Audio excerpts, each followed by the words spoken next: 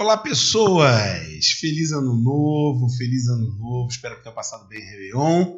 Eu sou Leonardo Sherman de Sá. Eu sou a Karina Aragão e esse é o Nadando na Modernidade Líquida, o podcast que vai inundar o seu cotidiano.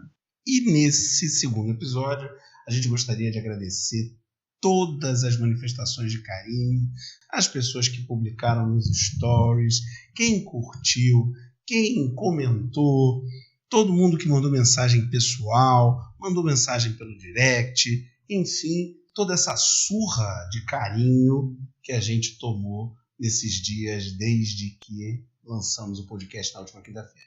De verdade, gente, uma das melhores coisas de mergulhar nesse projeto foi receber esse carinho, esse feedback de vocês, a galera compartilhando, a galera seguindo com a gente. E tem um agradecimento especial que eu queria fazer, né? A gente queria fazer para a Gabriela Loma, nossa aluna, que lembrou de uma aula em que eu citei o Cortella, dentro das inúmeras aulas em que eu faço isso. Em função do tema do podcast, que era um podcast sobre metas. Se você faz metas do ano novo, agora já estamos no ano novo, hein? Se você fez as suas metas, manda pra gente as suas metas, a gente gostaria de saber. A roupa que você usou, a cor da roupa, né? Brincadeiras. Exatamente. E a Gabriela lembrou de um conceito muito bacana do Cortella, que é sobre a diferença entre desejo e delírio, em que ele comenta a importância da gente traçar metas plausíveis, né, para serem alcançadas, e os nossos objetivos, as nossas práticas diárias para alcançar essas metas. E eu realmente considero um conceito muito importante esse, não é? Claro, imagina fazer uma meta louca, alucinada, só vai gerar decepção. É necessário que a meta ela seja minimamente factível, né? Que esteja dentro do campo das possibilidades. Ainda que seja uma possibilidade mínima, mas ela tem que estar no campo das possibilidades. Ok, prometo que eu vou fazer as minhas metas dentro do campo das possibilidades dessa vez. Reflexões à parte sobre o nosso primeiro episódio. Agora a gente vai mergulhar no tema desse nosso segundo episódio. Vamos embora? Bora mergulhar.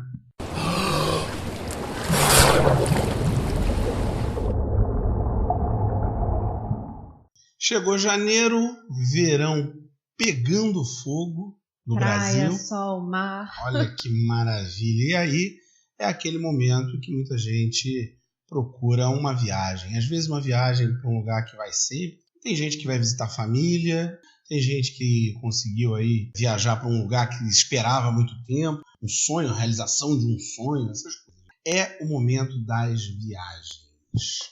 Como não podia deixar de ser, a gente olha para o Instagram bombando de fotos de todo mundo viajando. E aí isso leva a gente a pensar em alguns pontos em relação a esse hábito de viajar, né? Nesse mergulho a gente vai chamar para o nosso diálogo aqui o cronista Rubem Alves, quando ele diz que é inútil a gente viajar se não conseguirmos desembarcar de nós mesmos, numa crônica belíssima. E eu deixo nessa vertente uma pergunta aqui para minha dupla. Leonardo Sherman, diz aí pra gente, o que você leva quando você viaja? Muito bem, o que eu levo quando eu viajo? A ideia quase sempre é levar nada. Se a gente partir da ideia mais simples, a parte física, com as novas regras da aviação nacional, aprovadas há pouco tempo, eu tenho levado quase nada, porque a diminuição do tamanho da bagagem eu descobri que dá para viajar levando muito pouco. Você tem se adaptado a essa norma? Tenho, facilmente. Não só tenho me adaptado, como tenho achado interessante o quanto pode se fazer com tão pouco. Mas o mais importante é um outro tipo de interpretação dessa pergunta, que é o que eu levo em mim para a viagem, né? Que é a questão do Rubem Alves. Como é que é? É inútil viajar se não conseguirmos desembarcar de nós mesmos. É possível desembarcar? O que eu levo? A ideia sempre é procurar não levar nada. A ideia sempre é tentar viajar sem estar presente, considerando duas pessoas separadas. Quem eu sou no dia a dia, nas minhas preocupações e ocupações do dia a dia, todo o estresse que a gente carrega, e essa outra pessoa que quer relaxar de todo esse estresse que a gente carrega. A viagem, em geral, ela é muito cansativa. Particularmente, eu gosto de um tipo de viagem que é muito cansativo, que é fazer trilha em montanha, em trilhas de praia e essa coisa toda. Esse tipo de viagem ele é muito bem sucedido ao nos separar do dia a dia. Na medida em que, quando nós estamos na trilha, a nossa preocupação passa a ser uma outra, completamente diferente.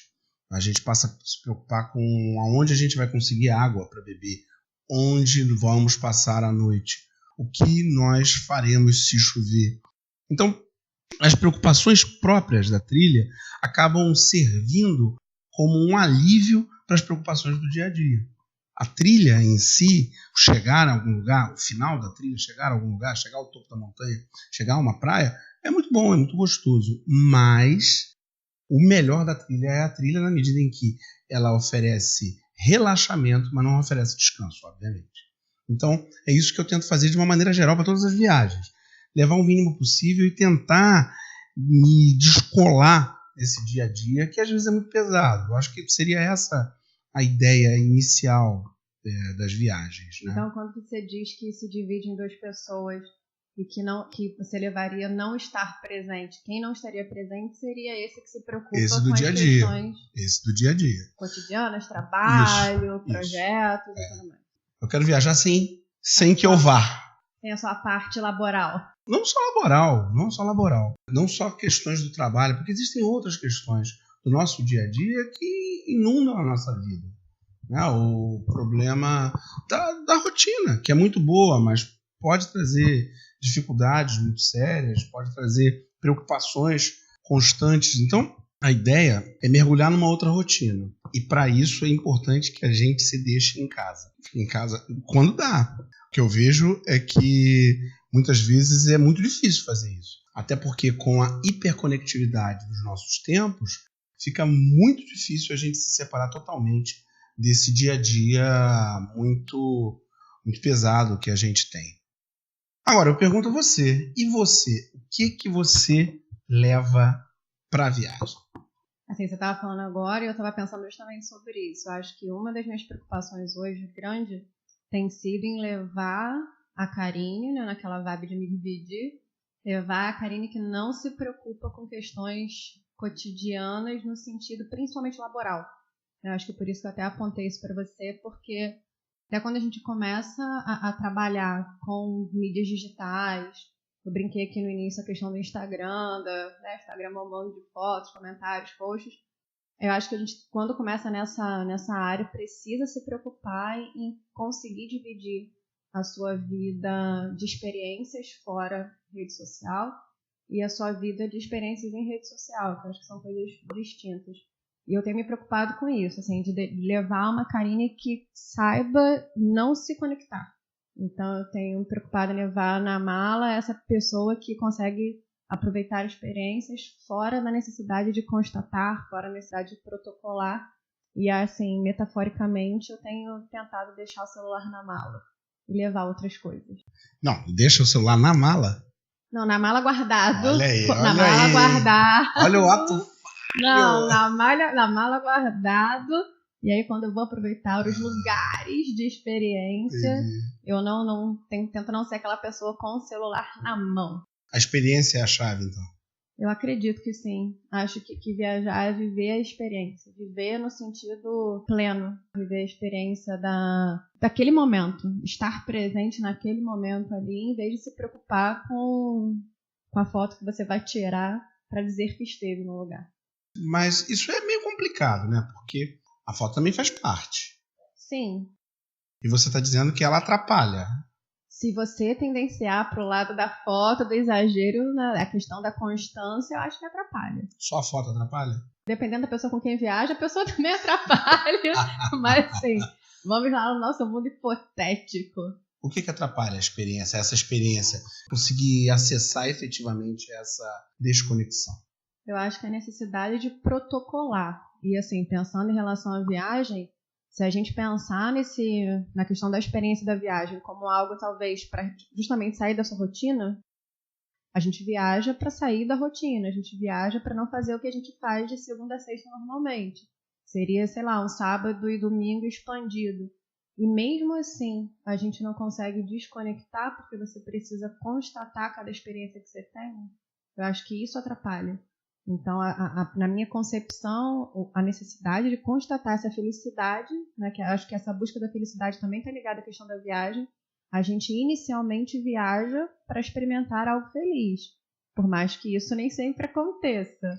E aí entra um pouquinho naquela situação até sua, que eu vou revelar aqui para vocês, vou aproveitar aqui esse momento para fazer revelações bombásticas. Leonardo Sherman de Sá, vulgo Léo Sherman, não gosta de viajar. E aí eu pergunto para ele explicar um pouquinho pra gente.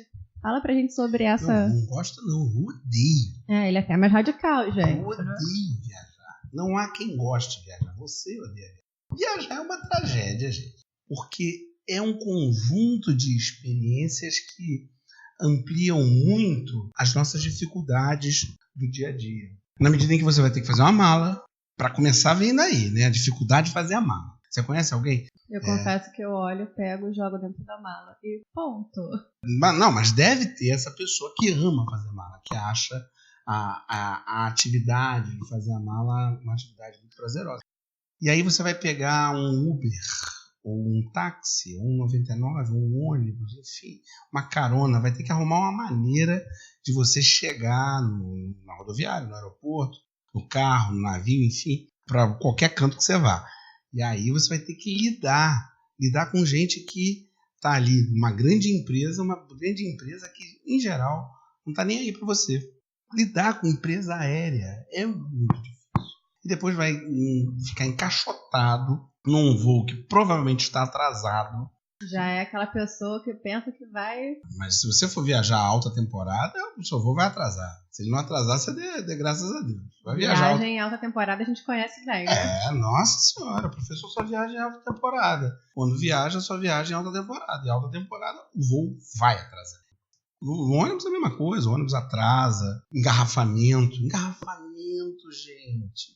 E aí você chega num lugar e aí tem um momento duro, muito duro, que é o momento em que toda aquela carga de expectativa, tudo aquilo que foi gostoso no planejamento, todos aqueles momentos em que a gente passou pensando em como ia ser estar naquele lugar, tudo aquilo se materializa num presente do qual você não pode escapar. E nem sempre isso compensa. Nossa, que poético isso. Um presente do qual você não pode escapar. Nenhum presente a gente não pode escapar do presente. E não compensa, explica isso. Não compensa. Vou te dar um exemplo. A gente, esse final de semana, resolveu ir à Ilha da Jipoia. Ilha da Jipoia é uma ilha aqui do Rio de Janeiro, uma coisa linda, né? A praia mais importante da Ilha da Jipoia, a mais conhecida, é uma praia cujo nome acho que é Jurubaíba. Mas o nome que é conhecido, Praia do Dentista. Uma praia relativamente pequena, que tem realmente um cenário magnífico. É linda, linda, linda, linda. Você olha as fotos, olha que coisa maravilhosa. Muito bem. Estávamos na trilha, andando, aquela coisa. Estamos chegando na praia, que legal, olha que bacana. Aquela realização do desejo, né? Olha que gostoso. A minha expectativa desses dias todos, trabalhei pra caramba. Bom, quase um momento catártico. Isso. Quando a gente estava na trilha ainda, começamos a ouvir sons de muitas pessoas. Muitas e muitas pessoas. Essa não é uma praia acessível por carro. É uma ilha que não tem nenhuma ponte, não tem nada. Tem que chegar de barco lá. Muito bem. Quando a gente faz a última voltinha da trilha e bota o pezinho na areia, tinham dezenas de lanchas povoando todos os espaços da enseadinha onde fica a praia. E nessas dezenas de lanchas, centenas de pessoas na praia, com as suas cadeiras de praia e material de piquenique, aqueles cooler grandes, um monte de bebida e som alto, tocando vários hits de vários estilos de música. Não era o que eu estava imaginando para aquele momento. Eu estava imaginando chegar numa praia assim, que ia ter gente e tal, mas uma praia tão distante como essa, eu não imaginava que eu ia passar pela mesma situação que eu passaria frequentando qualquer praia de uma grande cidade. Você imaginou calmaria e encontrou confusão. Nossa Senhora! Encontrei o ferro, a loucura. Isso é a expectativa traduzida em realidade. A minha expectativa era muito melhor, incomparavelmente melhor, do que a realidade que eu encontrei nessa praia específica. Claro, a gente não ficou e foi para outra, que estava mais dentro desses padrões daquilo que a gente esperava. Mas a motivação inicial para ir para a Ilha da Jipoia era essa praia, que depois a gente descobriu olhando o Google Maps, cuja a descrição do Google Maps dela é pequena praia onde lanchas se reúnem. A gente não pesquisou direito, é efetivamente isso que acontece. A expectativa é muito melhor do que a realidade. Uma das razões pelas quais a gente não encontra quem afirme que não gosta de viagem é porque as pessoas estão sempre na expectativa. A expectativa toma conta do processo. Como eu espero que a viagem seja maravilhosa, e como eu falo da viagem como sendo maravilhosa, ela se torna maravilhosa antes dela acontecer efetivamente. E ela, em via de regra, ela não é maravilhosa. Às vezes ela é boa. Vai haver, sim, algum número aí de viagens efetivamente maravilhosas. Mas eu duvido que essas viagens efetivamente maravilhosas sejam na mesma proporção da quantidade de pessoas que absolutamente ama viajar. Viajar não é tão bom assim. É legal quando você visita um lugar legal, quando você vê alguma coisa que supera todo o perrengue que foi para você chegar ali. E mesmo quando é muito legal, eu imagino que a gente deveria lembrar também dos perrengues todos que se passou. Seria interessante a gente lembrar de tudo que levou para aquilo ali chegar. Você gosta de viajar? Eu gosto de viajar, confesso que agora você narrando todos os problemas que podem acontecer antes da viagem, eu fico pensando, meu Deus... Eu acho que eu ainda estou no impacto, né? Eu cheguei ontem, eu ainda estou no impacto. Ainda está sob o impacto eu ainda fiquei num quarto cheio de mofo. É verdade, fiquei está doente, fazendo esse podcast aqui, à base de antibióticos. À base de antibióticos. Eu gosto de viajar, claro que tem todo esse pré-criação da expectativa, eu também acho uma coisa que às vezes atrapalha.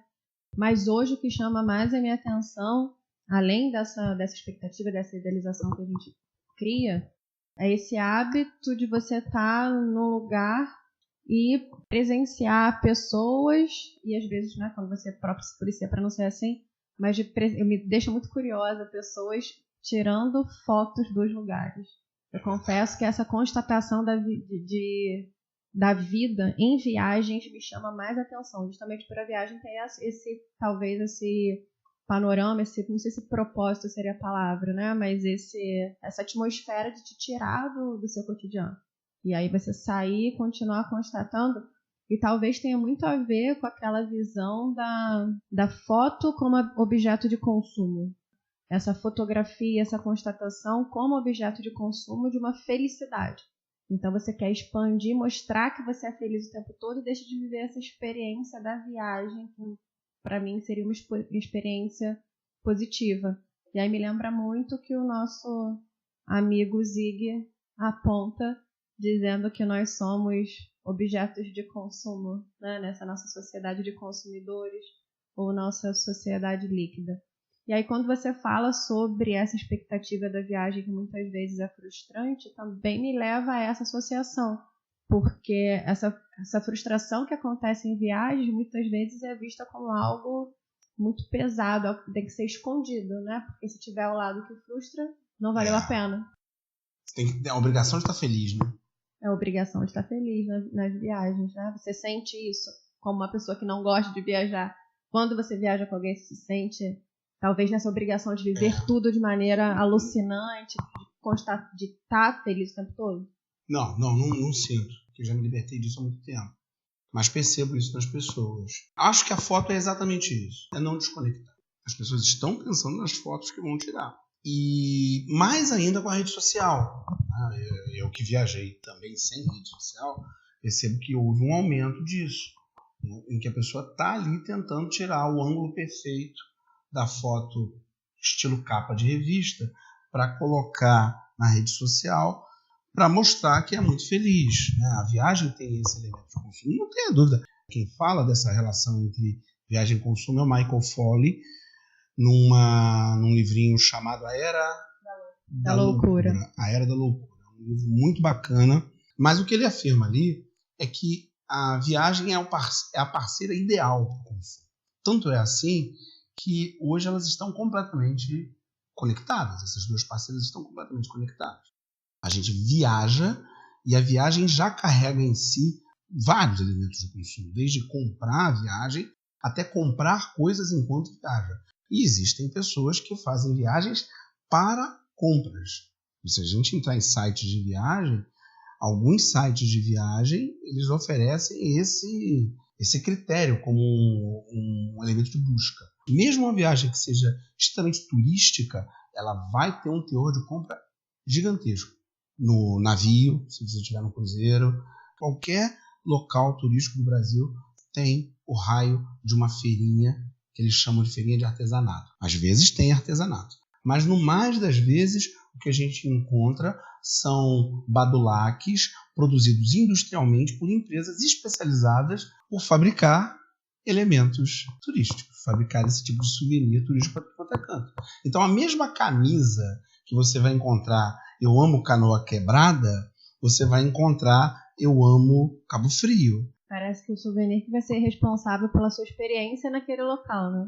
E a foto é a mesma coisa. E aí é que entra o Bauman de uma maneira bem forte aí. Né? No livro do Bauman, o Bauman fala de sociedade de vida de consumo. Vida de consumo, exatamente. Nesse livro ele fala que a sociedade de consumidores se estabelece no momento em que o consumidor vira o produto. E é o que acontece no momento que você bota o pé num lugar desse, você virou um produto. Pode ver a avidez que as pessoas que vendem passeios, né? Chega no hotel, já tem um acordo ali, o hotel e o sujeito que faz o passeio, que tem um acordo com o restaurante.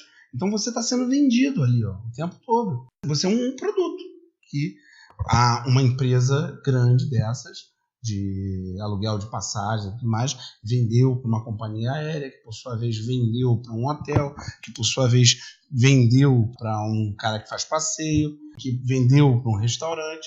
E aí a gente vira um produto melhor ainda, porque a gente ainda faz propaganda de nós mesmos naquele lugar onde a gente está. E a gente acaba fazendo isso muitas vezes no automático. Porque você pensa numa viagem, já tem tudo isso envolvido, né? Muitas vezes você pensa em todo esse trajeto e até na questão de visitar os lugares. Você tem que ir para visitar todos os lugares numa quantidade enlouquecida. Sim. Aí não pensa na qualidade das suas experiências ali, mas na quantidade. E aí a gente começou falando do Rubem Alves, não tem como não retomar ele. Você não desembarca de você. Você não desembarca desse seu hábito, que é um hábito cotidiano. A gente vive sob esse signo da quantidade. E isso é algo que cerca a nossa vivência cotidiana, e talvez isso seja mais comum, por mais que eu tenha minha ressalva, a essa vivência cotidiana do que deveria ser no momento que você viaja. Então você não desembarca dessa pessoa que tem que viver sob o signo da aceleração, do acúmulo de vivências e experiências, e leva isso também para esse eu que viaja, para esse eu que deveria, na verdade, viver essas experiências do sublime. Eu digo viver na verdade porque eu acredito que a viagem seja esse momento realmente para você desacelerar, o que muitas vezes a gente não faz. Parece que a gente acelera mais para viver tudo aquilo na extrema potência. É o caso, a pessoa juntou um dinheiro grande, vai fazer uma dessas viagens enormes, viagens caras, visite 10 cidades em 15 dias. 20 museus em 3 horas. Por outro lado, também, às vezes não tem outro jeito. A pessoa tem um sonho de fazer aquilo e essa é a maneira de fazer. Quando eu falo que eu odeio viajar, eu viajo. Mas é difícil lidar com essas expectativas das pessoas, né? Que estão ao seu lado, ou as que ficaram, as que vão ficar sabendo, né? É difícil lidar com isso tudo. É complicado, porque às vezes a gente se pega comprando um pouco disso. Eu tenho que ir ali, eu tenho que tirar foto. Se eu não tirar foto aqui, eu não estive aqui. E a gente esquece da experiência nua. Volto a dizer, não sou só eu que odeio viajar. Basta você perguntar a alguém que trabalhe viajando. Porque a pessoa que trabalha viajando sabe a dureza que é aquela rotina ali. Quando você diz, por exemplo, que você não gosta de viajar e ninguém gosta, você acha que por mais que existam esses perrengues e a gente continua viajando o tempo inteiro, traz essa ideia de que de repente viajar se tornou algo que precisa ser importante? Sim, é um dogma moderno. Faz o teste um dia. chega numa mesa, família, almoço de aniversário, qualquer coisa, e coloca na mesa, odeio viajar. Nossa Senhora, você está infringindo a lei social de uma maneira gravíssima. Talvez o eu odeio viajar tenha que ser pensado dessa maneira. Tem um preço a ser pago. Tem um preço. Isso é um preço alto, que não é só dinheiro. Dinheiro é muito importante. Tem muita gente que gostaria de viajar e não tem condição. Esse aqui é um assunto totalmente classe média. Não totalmente, porque mesmo quando eu era muito, muito duro, eu também viajava. As viagens aqui eram diferentes. Viagens diferentes. Exatamente. Mas passavam pelos mesmos problemas, pelas mesmas dificuldades. Você disse que a viagem seria um dogma moderno, acho que foi essa que você Um dogma pós-moderno. É o dogma atual. Existem alguns relacionados ao consumo. E como viagem é consumo, viagem é um dogma. Se você for contra o dogma, você pecou. E quem peca merece o fogo do inferno. Nossa, meu Deus. Mas você pontuou isso.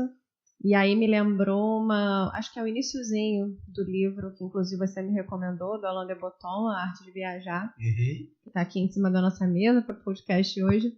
E tem um momento que ele diz que a gente se preocupa muito com o lugar para onde vai e não por que vai viajar. E aí quando você coloca isso, me vem, por exemplo, aquela ideia que algumas pessoas dizem, você precisa visitar Paris. Ou você não pode, né, você não pode passar por essa vida sem ter ido para a Itália. E aí você está muito preocupado com o lugar, quando você levanta a questão do dogma. É um dogma você ter passado por determinados lugares na sua vida e não necessariamente a experiência que você vai viver naquele lugar, porque pode ser diferente, né? Exatamente. A cidade pode representar algo diferente para você e para mim. Não é porque você foi e teve suas experiências que isso se tornou um dogma, você tem que conhecer aquele lugar. Não é porque você foi até lá e ali foi feliz que eu serei feliz. Até porque nós gostamos de coisas completamente diferentes, como você está dizendo. E quanto mais dogmáticos esses lugares se tornam, mais caros. Mais caros e mais lotados. E mais lotados, principalmente. Eu posso te dizer lá da Praia do Dentista. Eu não fui feliz na Praia do Dentista. Porque tinha gente pra caramba. Nada contra as pessoas. E eu já fiz aquilo, né? Do cooler e da música. Eu já fiz aquilo em outros lugares. Então, eu não tenho um relato positivo para dar da Praia do Dentista. É um subdogma. Você vai viajar, é importante que você saiba que você não pode não gostar da viagem. Você não tem esse direito. E você tem que saber também que os lugares em que você vai, eles já estão determinados a priori. Os que são bons ou os que são ruins, inclusive com estrelinhas no TripAdvisor. Então você já sabe o que sentir em cada um desses lugares sem precisar passar pela experiência. Do ponto de vista do consumo, isso funciona de uma maneira maravilhosa. Eu estou vazio por dentro. Então eu só preciso consumir e repetir tudo que todo mundo fala. Eu vou lá, tiro a foto, digo que a experiência foi maravilhosa e passo para a próxima. Não preciso refletir sobre isso. E você falou agora, você está vazio por dentro, e viagem, posta. Você acha que o nosso vazio tem feito a gente viajar mais enlouquecedoramente? Acho que sim, o próprio vazio da sociedade de consumo. Aquele livro, um escritor francês chamado Luc Ferry, ele tem um livro chamado Revolução do Amor. E uma das coisas que ele afirma no livro é que a sociedade de consumo se estruturou a partir do esvaziamento das outras noções de sentido existentes na vida humana até então. A vida humana, em sociedades mais simples, ela era carregada de sentido proveniente de várias outras atividades. A religião, ou atividade política, o sujeito participa das discussões políticas da sua região. A família, os laços familiares muito fortes, o senso comunitário muito poderoso. Entre outras possibilidades, a ideia de nação, a revolução e por aí vai. Mas, para que o consumo se estabelecesse como elemento fundamental, o consumo, a ideia de consumo teve que erodir as outras. A sociedade de consumo exige que nós sejamos vazios por dentro, porque o que vai completar esse vazio é exatamente o consumo. E se viagem é consumo, como a gente está dizendo aqui, é óbvio. Quanto mais vazio eu tiver, mais eu vou querer viajar. Você acha que viagem é consumo? Você acha que a gente vazio viaja mais? Eu acho que vazio a gente viaja mais porque a gente precisa encontrar experiências que tragam pra gente essa felicidade que muitas vezes falta. Né? Por isso que eu acho que é importante que a gente olhe para um hábito, para algo que parece tão habitual e problematize um pouco. Justamente por isso, que é o que a gente está fazendo aqui, né? A gente já desconstruiu essa viagem. Por isso a gente entra no momento aqui para pensar. Se a gente problematizou tanto a questão da viagem como consumo, qual seria a nossa construção em cima disso tudo? Né? Eu te pergunto, viagem é consumo, mas e agora, José? E agora, José? E agora, José? Já sabemos que queremos viajar deixando a gente em casa, deixando as preocupações do cotidiano em casa, fugindo da rotina para estabelecer uma outra rotina no lugar onde a gente estiver, e queremos que, por mais que a viagem tenha um forte componente de consumo, que a gente se afaste desse consumo e estabeleça uma viagem em um caráter totalmente diferente. E aí eu te pergunto, como fazer uma viagem centrada nas experiências, Karine? Olha, eu tenho algumas suspeitas sobre isso, mas eu acho que assim, algumas palavrinhas-chave para a gente não viver essa viagem como consumo é desacelerar. Eu acho que quando a gente consegue desacelerar, a gente sai da nossa vivência cotidiana, a gente sai de uma vivência mais centrada nos nossos hábitos, que estão ligados à questão do consumo, e a gente se permite viver a experiência, né, de maneira mais sublime, digamos assim. Então, acho que desacelerar é uma chave. Você estar presente naquela experiência sem se preocupar com outras coisas além, né? Você, de repente, curtir um pôr do sol, curtir uma lua maravilhosa, sem estar preocupado se o seu celular vai registrar bem ou não aquilo, ou se o ângulo da selfie que você tirou vai ficar bacana. É realmente viver aquela experiência. Acredito que essa seja uma possibilidade. Então, gente, vamos viajar pensando em desacelerar mesmo. E você? Quais são as suas suspeitas sobre isso? A primeira é que a gente deveria abraçar a viagem como um todo e não só as partes boas. As viagens, de uma maneira geral, elas têm muitas partes complicadas e a gente deveria abraçar essas partes e fazer parte da nossa memória de viagem, e fazer parte do nosso relato de viagem, porque dessa maneira a gente está presente. Eu estou presente, eu não estou criando aqui um produto consumível para os meus amigos na rede social A, B ou C.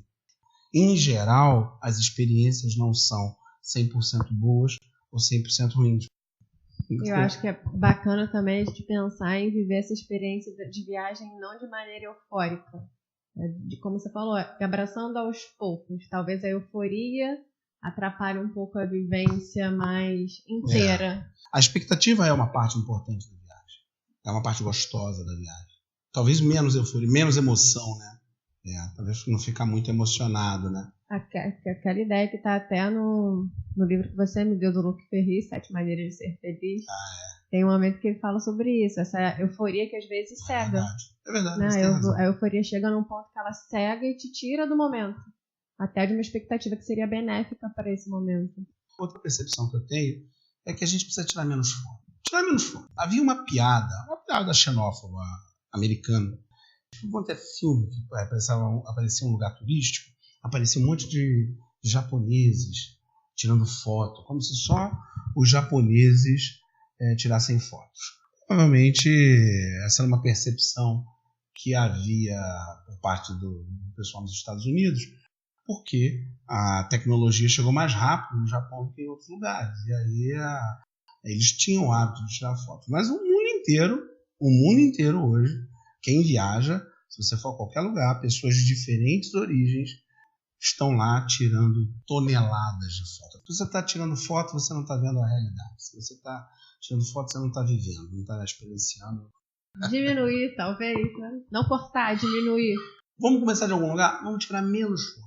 É importante porque às vezes a gente percebe um sintoma, né, que a gente chama na academia de sintoma da contemporaneidade, muitas vezes a gente se sente inerte diante disso. E, na verdade, né, quem faz a cultura é a gente.